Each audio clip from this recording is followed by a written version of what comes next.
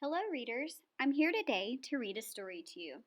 The title of our story is Dear Juno, written by Soyung and illustrated by Suzanne Kathleen Hartung.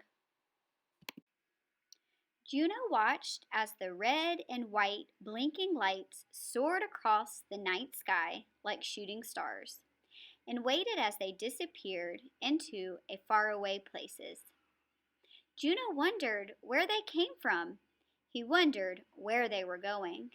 And he wondered if any of the planes came from a little town near Seoul where his grandmother lived, where she ate persimmons every evening before bed. Juno looked at the letter that came that day. It was a long and white and smudged.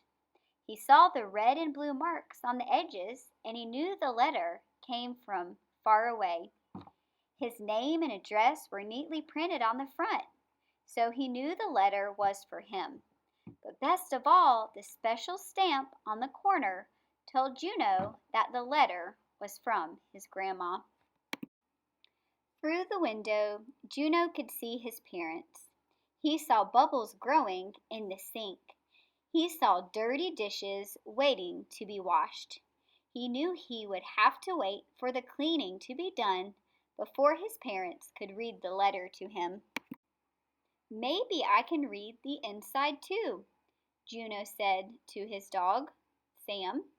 Sam wagged his tail. Very carefully, Juno opened the envelope. Inside, he found a letter folded into a neat, small square. He unfolded it. Tucked inside were a picture and a dried flower.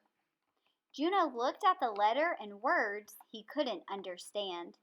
He pulled out the photograph. It was a picture of his grandma holding a cat. He pulled out the red and yellow flower. It felt light and gentle, like a dried leaf. Juno smiled.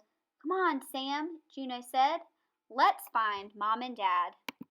Grandma has a new cat, Juno said as he handed the letter to his mother, and she is growing red and yellow flowers in her garden. How do you know she has a new cat? Juno's father asked. She wouldn't send me a picture of a strange cat, said Juno. I guess not, said Juno's father. How do you know the flower is from her garden? Asked Juno's mother. She wouldn't send me a flower from someone else's garden, Juno answered. No, she wouldn't, said Juno's mother. Then Juno's mother read him the letter. Dear Juno, how are you? I have a new cat to keep me company. I named him Juno after you. He can't help me weed, but the rabbits no longer come to eat my flowers. Grandma. Just like you read it yourself, Juno's father said. I did read it, Juno said. Yes, you did, said his mother. At school, Juno showed his class his grandmother's picture and dried flowers. His teacher even pinned the letter to the board. All day long, Juno kept peeking at the flower from his grandmother's garden. He didn't have a garden that grew flowers, but he had a swinging tree. Juno looked at the letter pinned to the board.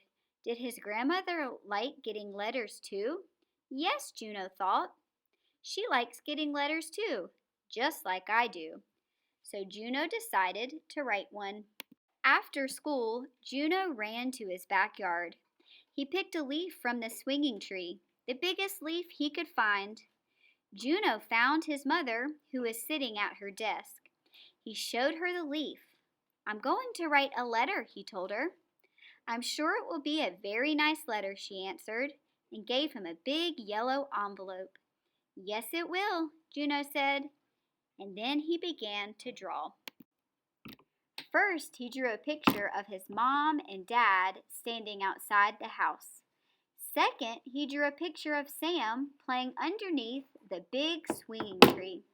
Then very carefully, Juno drew a picture of himself standing under an airplane in a starry nighttime sky.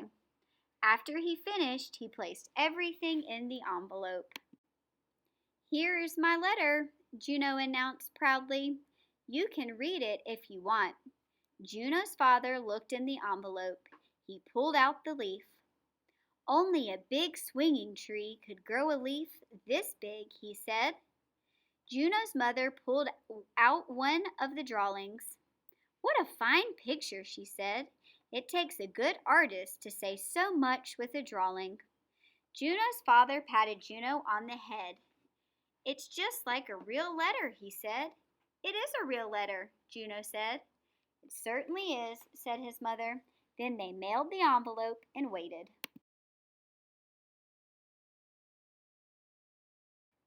One day a big envelope came. It was from Juno's grandmother. This time Juno didn't wait at all. He opened the envelope right away. Inside, Juno found a box of colored pencils. He knew she wanted another letter. Next, he pulled out a picture of his grandmother. He noticed she was sitting with a cat and two kittens. He thought for a moment and laughed. Now his grandmother would have to find a new name for her cat in Korea. Juno was a boy's name, not a girl's name. Then he pulled out a small toy plane. Juno smiled. His grandmother was coming to visit. "Maybe she'll bring her cat when she comes to visit," Juno said to Sam as he climbed into bed. "Maybe you two will be friends."